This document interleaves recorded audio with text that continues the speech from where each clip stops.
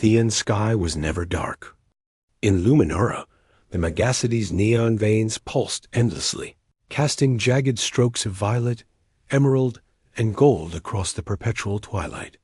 Hover platforms drifted overhead like glowing reefs, while far below, in the drowned alleys of the Undercity, shadows collected in puddles and in men's eyes. Daniel Burton kept to those shadows. His cloak, worn and frayed, brushed against the slick metal walkways as he moved, the hood drawn low to conceal the sharp human lines of his face. The aliens who passed him, the tall, graceful Theans with their turquoise skin and luminous eyes, steered clear as if he carried a disease. Their whispers chased him like old ghosts. Warlock, exile, witch. He ignored them, though each word still burned. Hunger gnawed at him harder. 2 days since a real meal, his stomach clenched as though it too despised his exile. He tightened his grip on the pouch beneath his cloak, feeling the steady thrum of the Terran core. Midnight stone threaded with blue veins of light, his last relic from Earth. The reason the Galactic Council had cast him out. They called it witchcraft. He called it science.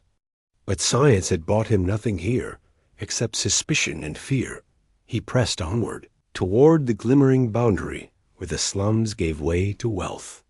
Luminara's upper tiers hung like a cathedral above him, its towers plated with living glass, its bridges lined with gold circuitry. Rich districts meant discarded tech, and discarded tech meant he might survive another week. He quickened his pace until he heard it, the change in the crowd. The restless hush that rolled like a current. Make way. Make way for Chairman Valen Theos. The mechanical bark of an escort drone cleaved through the noise. The crowd peeled aside. A procession of crystalline hover cars slid through the avenue like predators in formation. Daniel instinctively stepped back into the shadows, though curiosity dragged his gaze to the central vehicle. Through its shimmering windows, he glimpsed the man whose name adorned half the towers of Luminara. Valen Theos, magnate, philanthropist, predator. The convoy slowed, then stopped altogether. Something had happened at the front. Doors hissed open.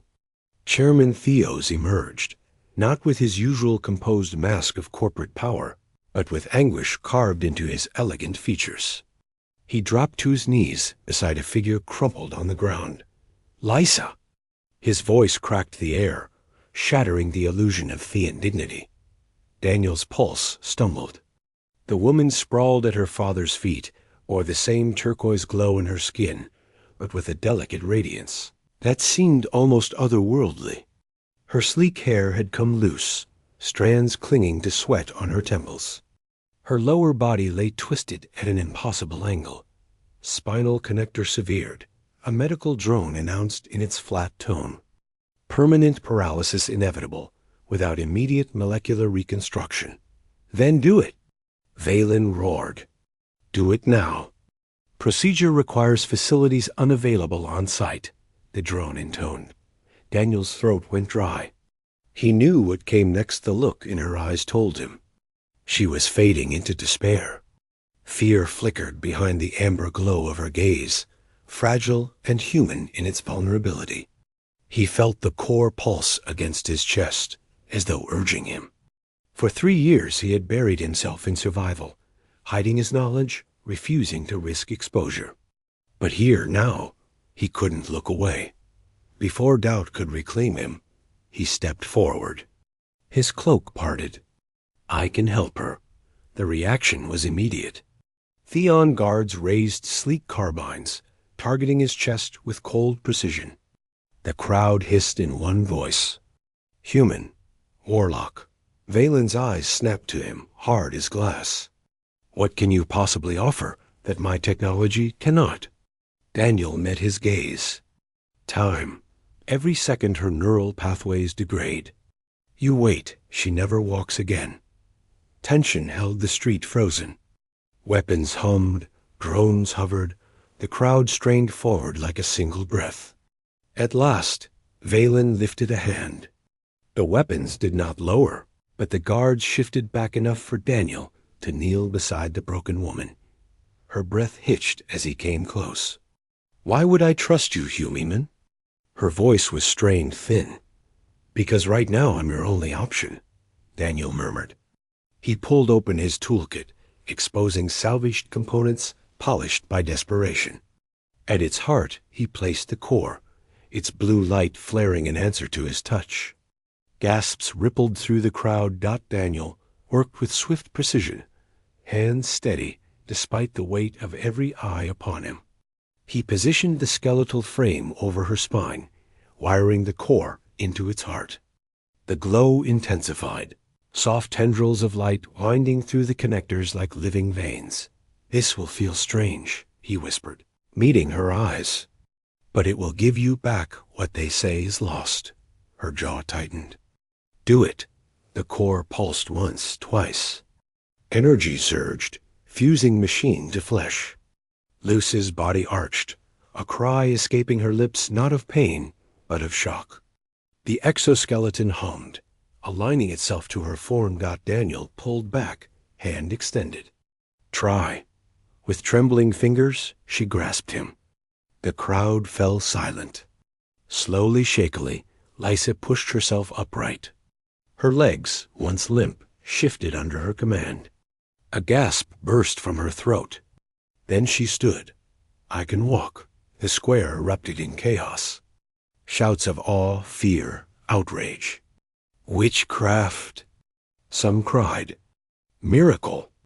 Others answered. Valen Theos stood frozen, torn between fury and wonder. At last, he extended his hand to Daniel in a gesture older than any species. "It seems I owe you a debt, Mr. Burton." Daniel accepted it, though his heart thundered. In that moment, the exile who had lived only to hide felt the first pull of destiny. He had crossed the line between survival and purpose. He had healed a stranger, but in doing so, set fire to an entire world's beliefs. The hovercar's interior was a cathedral of glass and light, its surfaces shifting with subtle bioluminescence as it cut a path through Luminara's towers. Daniel sat stiffly across from Lysa, the hum of the core hidden beneath her robes thrumming like a secret heartbeat. She studied him with eyes too sharp for someone who had so recently lain broken on the pavement. He felt her gaze like a scalpel, peeling back his layers of disguise. Her father sat beside her, shoulders iron straight, his hands folded in a way that looked disciplined rather than calm. Valen Theos radiated power, the kind Daniel had spent his exile avoiding, the kind that crushed men with silence, more easily than with words. "You realize what you did today has already spread across the city," Valen said at last, his voice even but edged like tempered steel. Every news drone within a kilometer was broadcasting live. "You healed my daughter, yes, but you also revealed yourself." Daniel kept his expression neutral. "It wasn't a choice." She would have been paralyzed for life. The chairman's gaze hardened. "Do not mistake survival for absolution. You are still human, still exiled. The council will not forget that." Lysa shifted in her seat, the blue glow flickering faintly beneath her gown. "Father, without him I'd still be on the ground. I can feel my legs. I can walk." Her words trembled with both wonder and defiance. "That isn't witchcraft, it's science." Valen's expression flickered, something unguarded slipping through before he masked it again. He leaned forward, his voice pitched low. "Science is tolerated when it fits within sanctioned boundaries. What this man carries, what you now carry, my daughter does not fit within those boundaries." The hovercar descended onto a private platform suspended high above the spires. Gardens spilled with glowing flora, terraces spiraled into the mist, and at the heart of it all rose the Theos estate's sleek lines and living architecture bending gravity itself. To Daniel, it felt like stepping into another world, one where wealth insulated against consequence. As they disembarked, guards flanked them, their faces expressionless, but their weapons angled just enough to remind Daniel of his place. Valen gestured toward a towering figure in a formal uniform who awaited them at the entrance. "Krell, prepare the laboratory. Our guest will require equipment." Krell bowed stiffly, though his glowing eyes flicked over Daniel with undisguised disdain. "Of course, Chairman." Daniel followed in silence, acutely aware of the stares from staff, lining the halls, curious, wary, fearful. Every step echoed his outsider status. Yet beside him, Lysa walked with effortless grace, each stride a declaration that the impossible had happened. The core's light pulsed faintly through her gown, like a heartbeat in sync with his own. "Your father doesn't trust me," Daniel murmured as they trailed Krell through a corridor lined with translucent walls that shimmered with drifting schools of engineered light fish. "My father doesn't trust anyone," Lysa replied softly. Her voice carried a new steadiness, sharpened by her ordeal. "But he respects results. And no one else on Theon could have given me back my legs." They reached the laboratory, and Daniel stopped short. The space unfolded like a dream, holographic arrays hovering above pristine workstations, molecular assemblers stacked like jewels in glass towers, consoles of alien design humming with potential. Equipment that would have been priceless on Earth lay here in casual abundance. Krell's voice cut through his awe. "Do not mistake privilege for belonging. The chairman has granted you access because his daughter insists. Abuse his hospitality, and you will not leave alive." Daniel inclined his head. "I understand." When the door sealed and Krell's footsteps faded, silence settled around them. Lysa moved to the central platform, her movements fluid, graceful, almost too perfect given how broken she had been hours before. She turned, her amber eyes fixed on him. "So, Dr. Burton," she said, her lips curving in something between challenge and curiosity. "What happens now?" "Just Daniel," he corrected, stepping to the console. His fingers found the unfamiliar interface, adjusting, recalibrating with instinct born of desperation and brilliance. "Now I run diagnostics. I need to monitor how your nervous system integrates with the exoskeleton. The first 48 hours are critical." She tilted her head, watching him work. "You speak like a man who has done this before." "I've done something like this before," he admitted. "But never on Theon. Never under so many eyes waiting for me to fail." Her laughter was soft, but sharp as glass. "They call you warlock, sorcerer, dangerous, but you're methodical. Almost cautious, almost?" he asked, glancing up. Her amber gaze caught his, unwavering. "You stepped out of the crowd and defied the council's judgment to save me." "That doesn't sound cautious to me." Daniel looked back to the console, but her words burrowed deep. He had not thought of it as courage, only necessity. And yet, with her standing here alive, whole, radiant, he wondered if perhaps it was more. The scanner bathed Lysa in pale blue light. The data streamed across the display, complex, elegant, alive. Daniel's breath caught. Her cells weren't just accepting the core's energy, they were harmonizing with it, adapting faster than any human tissue ever could. "What does it mean?" she asked, sensing the shift in his expression.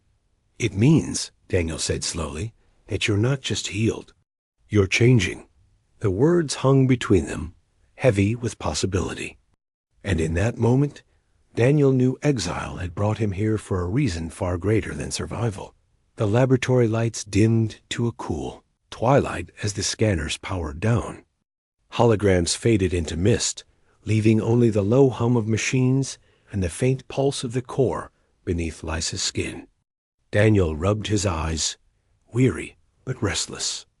The data he had just collected would have rewritten research journals on Earth, if Earth still claimed him. Lysa stepped down from the platform, her stride sure and fluid, the exoskeleton hidden beneath her robes, moving as seamlessly as her own muscles. "You're troubled," she said. It wasn't a question. I'm cautious, Daniel replied. There's a difference. He hesitated, then admitted. What I see in your scans shouldn't be possible. The core is rewriting the rules of integration. It isn't just repairing you, it's evolving with you. Her eyes brightened at that, equal parts fascination and unease. Then perhaps the council was right to fear it. He stiffened. No, they weren't afraid of danger. They were afraid of not controlling it. Before she could answer, the door hissed open. Chairman Valen entered with Krell at his side. The old magnate's posture was immaculate as ever, but his gaze lingered on his daughter with something softer, almost vulnerable, before snapping back to Daniel. You'll come with me, he said. Both of you. There's something you need to see. They followed him through echoing corridors until he ushered them into a chamber shielded by layers of security. Doors slid back one by one, each requiring Valen's biometrics, until they entered a vault-like room lit only by the glow of suspended holoscreens. This is restricted, Krell intoned, glaring at Daniel. It was restricted, Valen corrected, inputting a final code. Now it is necessary. Rows of files unfolded in the air, streams of classified directives cascading like rain. Their headers glowed with the council's seal.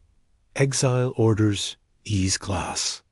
Lysa frowned, her fingers darting across the holograms, pulling one into focus. This is Daniel's exile, she murmured. Her gaze sharpened as she traced the notation. But this classification code doesn't exist in council law. Daniel's jaw tightened. I thought so.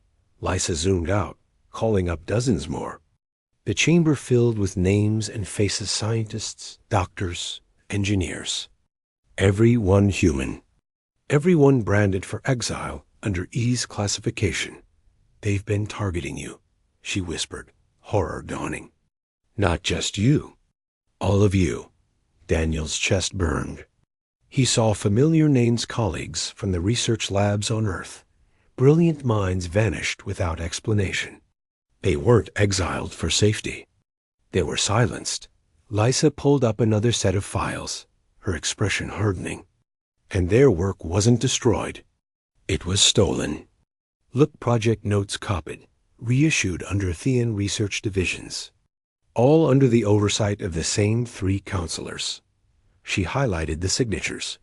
Drex, Morven, Pox. Valen's face remained impassive, but his voice was grim. The council feared humanity's edge. Your science is messy, improvisational, but dangerous in their originality. They used exile as a blade to cut away competition. Lysa turned on him sharply. And you knew? I suspected, Valen admitted, his eyes shadowed. But suspicion is not proof. Now you have proof. Daniel stepped closer to the screens, pulling up schematics stamped with Pox's insignia. His breath caught. These were no healing devices. They were weapons-amplified energy bursts, tuned to stabilize neural patterns. Twisted echoes of the core's resonance. They turned medicine into a weapon, he said, voice low, furious. And they're deploying them. Another file unlocked at Lysa's touch. Project Ascension Phase Deployment. Target Earth. Silence swallowed the room. Lysa's face drained of color. They're preparing for war. Daniel's fists clenched. For years, he had thought his exile the end of his story, the punishment for daring to blend Earth's forgotten minerals with Thean's sterile science. But now he saw the truth. His banishment wasn't exile. It was theft. And the thieves were about to burn his homeworld with the very science they had stolen. Lysa met his eyes, her amber gaze blazing with conviction. We can't let this stand. For the first time in 3 years, Daniel felt something heavier than survival thrum in his chest. Purpose. The Theo's estate transformed overnight.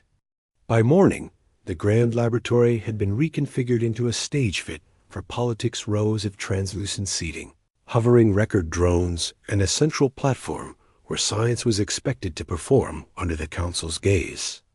Daniel stood at its edge, adjusting the cuffs of the formal garment Valen's staff had insisted he wear. The suit shimmered subtly with Thean bylight, tailored to drape elegantly over his broad shoulders, but it felt alien on his skin, like borrowed authority. Lysa crossed the room toward him, her gown flowing like water, concealing the exoskeleton beneath, but allowing its faint blue glow to pulse in rhythm with her movements. The crowd of attendants parted instinctively as she passed. Her gaze found him, and for an instant the noise and tension dimmed. She smiled, a small, private thing meant only for him. "Ready?" she asked, her voice steady, though her fingers flexed at her sides. Daniel exhaled. Not in the slightest, her lips curved with wry humor. "Then you'll fit in perfectly." Before he could answer, the doors slid open with a resonant chime. 3 figures entered, flanked by guards. Counselor Drex, tall and gaunt, eyes cold and calculating. Counselor Morven, broad-shouldered, military cut, his stride like a march. And Counselor Pox, clothed in extravagance, his disdain displayed as openly as his jewels. Their presence sucked the warmth from the room. Valen greeted them with perfect composure, though Daniel saw the tension in the chairman's jaw. "Counselors," Valen said, "welcome to my estate. I trust your journey was comfortable. Spare us pleasantries," Pox sneered. His eyes slid to Daniel. "So this is the human warlock who parades witchcraft as science." Daniel stepped forward, voice even. "Not witchcraft. Applied principles your research has ignored." Drex's lips twitched in something that might have been a smile if it weren't so cold. "We shall see." The counselors took their seats as the record drones hovered higher, feeding every angle of the chamber to the networks outside.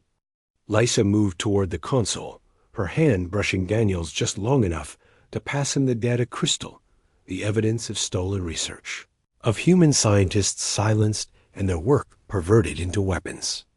He slid it into a hidden port in the demonstration table. The transfer began silently, invisibly, every byte preparing to leap across the estate's systems. "Proceed," Morven barked. Daniel began. He laid out the neuroexoskeleton, its skeletal frame gleaming beneath the lights. His voice carried steady, clinical, deliberately stripped of mysticism. The device integrates a regenerative energy source with the subject's nervous system, restoring severed connections. Demonstrably, it reactivated neural pathways long considered permanently destroyed. At his signal, Lysa stepped forward. She moved with grace, each stride flawless. Gasps whispered through the chamber, some admiring, some fearful. "You all saw the accident," Daniel continued. "Permanent paralysis. Yet here she stands." Pox rose, jabbing a jeweled finger. "What powers it?" "That stone." "Show it to us." Daniel hesitated only a breath before pressing a command. The core pulsed into view, housed at the exoskeleton's heart, glowing like midnight fractured by lightning. The chamber filled with its low hum, alive and ancient. Gasps rippled again, sharper this time. Drex leaned forward, eyes glinting. "There it is. Proof of our warnings. Primitive sorcery masquerading as innovation." Daniel's jaw tightened. "It is not sorcery. It is resonance. Your own devices attempt the same without understanding the principle. That's why they fail. That's why they kill." Lysa's voice cut in, sharp and clear. "Or perhaps why you've stolen it and weaponized it." The chamber froze. Valen's gaze flickered to his daughter, but he did not stop her. Pox snarled. "What are you insinuating, girl?" She turned to the hovering display. With a flick of her hand, the evidence spilled into the air. Exile orders, stolen schematics, weapon blueprints stamped with the counselor's seals. The drones captured everything. Outside, across Luminara, the public feed erupted into chaos as every screen lit with secrets meant to stay buried. Drex surged to his feet. "Terminate this broadcast." "Too late," Daniel said. The information is already in every connected system across the city, Morven's voice thundered. This is treason. It's truth, Lysa answered, her chin lifted, her amber eyes ablaze. The people deserve to know. The chamber doors burst open. Krell entered, face taut, voice uncharacteristically strained. Chairman, news drones are swarming the estate. The broadcast has gone viral. Valen rose slowly, his presence commanding silence even from the enraged counselors. Gentlemen, he said, his voice like tempered steel, it seems we face a reckoning. We can embrace what has been revealed, or be remembered as those who tried to bury it. For the first time, Daniel saw uncertainty flicker in the eyes of men who thought themselves untouchable. And beneath the fury and fear, swirling through the chamber, he sensed something else rising in the city beyond these walls. Hope. The shuttle bucked as it broke atmosphere, stars blooming like cold fire across the void. Daniel braced himself against the bulkhead, the hum of the engines rattling in his bones. Lysa sat opposite him, her amber eyes fixed on the forward display, where the moon of Linos loomed larger with every passing second. Its scarred surface was marred with craters and abandoned shafts, but hidden beneath lay the truth they sought, a black site where human science had been stripped of its soul and forged into weapons. At the controls, Valen Theos piloted with the ease of a man who had done so long before his corporate rise. His voice was clipped, all business. The entrance is disguised as a decommissioned mining complex. Automated defenses ring the perimeter, but I've secured override codes that should get us inside. Should. Comforting, Daniel muttered, adjusting the strap on the compact energy weapon Valen had pressed into his hands. He hated the feel of it. For a man who had once vowed to heal, the weight of a gun was a bitter reminder of promises bent by necessity. Lysa leaned forward, her hand brushing his knee, a fleeting contact that steadied him in ways the weapon could not.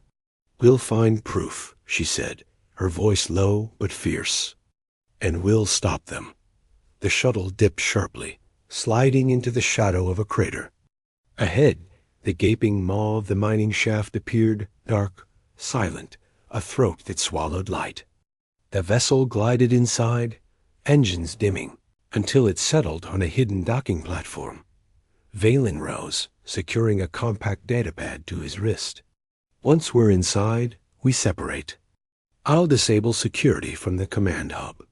You two head for the development chamber.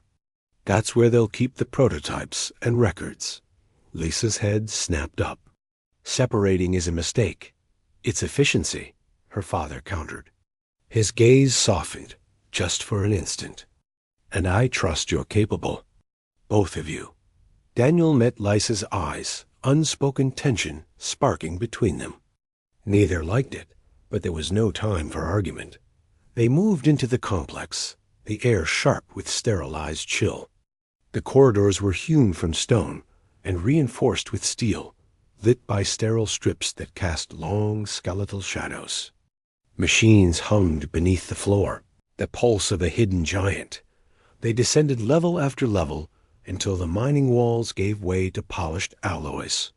Behind observation windows, Daniel caught glimpses of laboratory sterile chambers where alien scientists in pale uniforms calibrated devices too close to his own designs. His stomach twisted at the sight, neurocrowns shaped to rupture synapses, crystalline shards that pulsed with malignant light. They took everything, he whispered. Every discovery, every principle. Twisted it all. Lysa's expression was taut, her hands clenched at her sides. They built a future out of theft. They pressed deeper until they reached a sealed bulkhead marked with hazard glyphs. Daniel's scanner chirped faintly, resonating with the core's energy.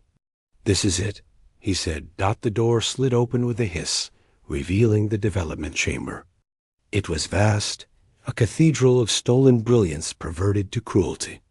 Rows of prototypes gleamed beneath sterile light, rifles powered by fractured cores, drones designed to broadcast neural shockwaves, armor that bent healing resonance into cellular decay. Lysa moved to the nearest console, her fingers dancing over its surface. "Daniel, look at this." The display shifted, revealing deployment schedules. Not weeks from now, but days. And the target? Earth. Daniel's breath caught. Rage and dread fused in his chest. "They're preparing to wage war against my own people." Before he could speak further, alarms shrieked. Red lights strobed through the chamber, painting Lysa's face in harsh crimson. On a side display, Daniel saw it, Valen in the command hub, surrounded by armed guards. Morven stood over him, his presence unmistakable, barking orders as the old magnate was dragged down. "They've captured him," Lysa said, panic slicing through her voice. Daniel's mind raced. "If we try to fight, we'll lose him and the evidence. But if we disable the weapons at their core—" He turned to the central power node, glowing faintly with the same hue as the Terran core. "I can invert the resonance. If it works, every weapon in this facility and every one they've already distributed will shut down." Lysa joined him at the console, her fingers brushing his as they began rerouting commands. "Then let's rewrite the rules." The alarm screamed louder, boots pounding closer in the corridors. Daniel's hands flew over the controls, pulling every ounce of knowledge he had wrung from exile and pain. He felt the core's energy singing in answer, wild and alive, harmonizing with his will. "Almost there," he muttered. Sweat stung his eyes. Lysa's hand gripped his, steadying, anchoring. Together, they pressed the final sequence. The chamber pulsed with blinding blue light. A wave of resonance rippled outward, humming deep in their bones. Lights flickered, weapons across the room dropped dead, drones crashed to the floor. The shock wave spread through every corridor, surging like a heartbeat through the entire complex. Daniel staggered, gripping the console. It worked. Lysa's amber eyes glowed, reflecting the cascade of blue fire. "Then let's go save my father." The first wave had already rolled through the base by the time Daniel and Lysa left the development chamber. The sterile corridors that moments ago pulsed with hostile machinery now hummed with silence, the glow of disabled systems flickering like dying stars. Guards staggered past them, their weapons lifeless, armor suits seizing as if strangled by their own circuitry. The neutralization protocol had spread faster than Daniel dared hope, but the deeper hum remained. The core's resonance wasn't fading. It was amplifying. They ran, the echo of their footsteps merging with the groans of collapsing systems. At every junction, Lysa's hand brushed his, brief sparks of contact that steadied his focus. Ahead, the command hub blazed with emergency lights. Through a reinforced viewport, Daniel saw Valen on his knees, his hands bound, Counselor Morven looming above him like a statue carved from rage. "Seize them!" Morven barked as the doors hissed open, but his soldiers faltered. Their rifles hung dead, their visors fizzing with static. One guard dropped his weapon entirely, staring in bewilderment at the useless metal in his hands. Another stumbled as his armor locked mid-step. Daniel and Lysa entered the chamber without firing a shot. Morven turned, his expression warped by fury. "What have you done?" "Restored balance," Daniel said evenly. Valen seized the moment, surging upward to ram his captor's guard into a console. Sparks cascaded as the device shorted. Morven spun, only to find himself staring at 36 feeds of chaos across the base, his troops disarmed, his systems crippled. "You've doomed us all." Morven snarled. "Those weapons were our only defense against humanity's brutality." Daniel stepped forward, eyes burning. "Humanity's brutality? I came here with nothing but healing knowledge, and you called it witchcraft. You exiled every human who dared to create. And what did you do with their discoveries? Twisted them into engines of death." Morven lunged for a sidearm holstered at his belt, but the moment he pulled the trigger, the weapon fizzled in his grip. A crackle of blue light arced up his arm, throwing him backward into a control pillar. Guards moved to help him, and froze confusion etched across their faces. None seemed willing to follow his orders anymore. Valen freed his wrists, straightened his suit, and looked at his daughter and Daniel with something that almost resembled pride. "It seems you've rewritten the script." On the wall, the main screen flared as the blue waves surged outward beyond the base. Daniel's stomach dropped. The energy isn't stopping. It's riding every connected system in the network. Lysa moved to the console, her fingers sweeping across controls. The display zoomed outward, the base, then Linos, then Theon itself. Blue light arced across planetary grids, jumping through satellites, flowing into hospitals, transport hubs, residential districts. Reports flooded the feed. Patients in emergency wards suddenly stabilizing. Old injuries knitting back together. Faulty infrastructure humming to life. Personal devices glowing with new efficiency. "It's spreading healing," Lysa whispered, her voice trembling. "It's rewriting everything it touches." Morven staggered to his feet, his face twisted with desperation. "Fools, do you know what you've unleashed? A force you can't control." Daniel met his gaze, calm where Morven was frantic. Not unleashed, restored. The core was never meant to destroy. Security personnel finally seized Morven, dragging him away as his shouts echoed uselessly down the corridor. The three of them, Daniel, Lysa, and Valen, stood before the vast display as the energy wave expanded, bathing the planet in shimmering blue.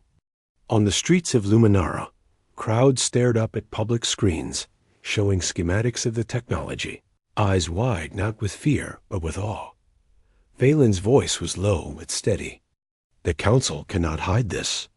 The truth is out, and the people will not forgive their betrayal." Daniel felt Lysa's hand slip into his, their fingers interlacing. For the first time since exile, he wasn't just surviving, he was shaping destiny. She looked at him, amber eyes shimmering with reflected light. "You've given them more than proof, Daniel. You've given them hope." He squeezed her hand gently, though his gaze stayed fixed on the expanding wave. "Then let's make sure hope lasts longer than a single miracle." Above them, the healing light continued its march across the stars, a tide no power could reverse.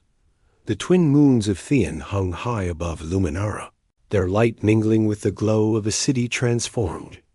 Where once suspicion had shadowed every human face, now Daniel Burton could walk through crowded markets without whispers of warlock trailing him. Instead, strangers, Theon merchants, children, even guards, bowed their heads as he passed. Some reached to touch his sleeve, murmuring blessings in voices that just weeks ago would have cursed him. From the balcony of the Theo's estate, Daniel looked out over that luminous horizon. The hum of the city had changed. It was no longer the strained rhythm of a civilization driven by fear, but a softer cadence, tinged with possibility. He breathed it in, though part of him still waited for the axe to fall. "You still look like a man expecting to be hunted," came a familiar voice. He turned. Lysa stood in the doorway, a vision in pale silk that glowed faintly with its own inner bioluminescence. The core's energy still pulsed within her, but it no longer flared visibly. It had become part of her, as natural as her heartbeat. "Maybe I am," Daniel admitted with a smile. "Old habits. 3 years of exile doesn't dissolve overnight." She crossed the balcony, her movements fluid, her gaze unwavering. "And yet, here you are, not hunted, not hated, invited to lead the new institute." He exhaled slowly. The Human Theon Cooperative Institute, his to direct, a laboratory that would welcome exiled scientists back into the fold. "I never imagined." He trailed off, shaking his head. "When I first landed here, I thought the only future was survival. Now they want me to shape theirs." Lysa slipped her hand into his, her fingers warm, her amber eyes catching the moonlight. "You didn't just heal me, Daniel. You healed an entire people's faith in possibility. She paused, her lips curving with mischief. Though I do intend to keep reminding them, you're still a little dangerous. He laughed, tension easing from his shoulders. Dangerous, am I? Reckless, she corrected. Bold, human. They stood together in silence for a moment, the city sprawling below like a sea of stars. Then her expression softened. She guided his hand to her chest, pressing his palm over the faint thrum of the core. Do you feel it? She whispered. The pulse beneath his hand was strong, steady, and doubled. His brow furrowed, his breath catching. That's... Lysa's smile was tender now, edged with awe. Yes, the core resonates with life, and it has recognized another. Small, but growing. Realization struck him with the force of the wave that had swept Theon. You mean, I'm carrying our child. Her voice trembled on the word, as though both terrified and exhilarated. The first of both our kinds. Daniel staggered back a step, then surged forward to gather her into his arms. For a moment, words failed him. He had saved her life, yes, but this was beyond science, beyond exile, beyond even hope. This was future made flesh. When he finally found his voice, it was rough, thick with wonder. A bridge between worlds. Her forehead pressed to his, her amber eyes wet with unshed tears. Not a bridge. A beginning. Behind them, Valen appeared in the doorway. He stood quietly, watching the two of them. The formidable chairman of Theon's greatest dynasty, who had once looked upon Daniel with suspicion, now allowed himself the smallest of smiles. The council may tremble when they learn, he said softly, but the galaxy has always needed moments like this to evolve. Daniel tightened his hold on Lysa. For the first time, he wasn't looking back on loss or exile, but forward toward a child who would embody not just healing, but unity. Toward a civilization reshaped not by weapons, but by love. Above them, the twin moons crossed paths, and the city below shimmered in their light. The warlock had become a savior. The exile had become a father. And the witchcraft they feared had birthed something neither world had dared to imagine. A new kind of future.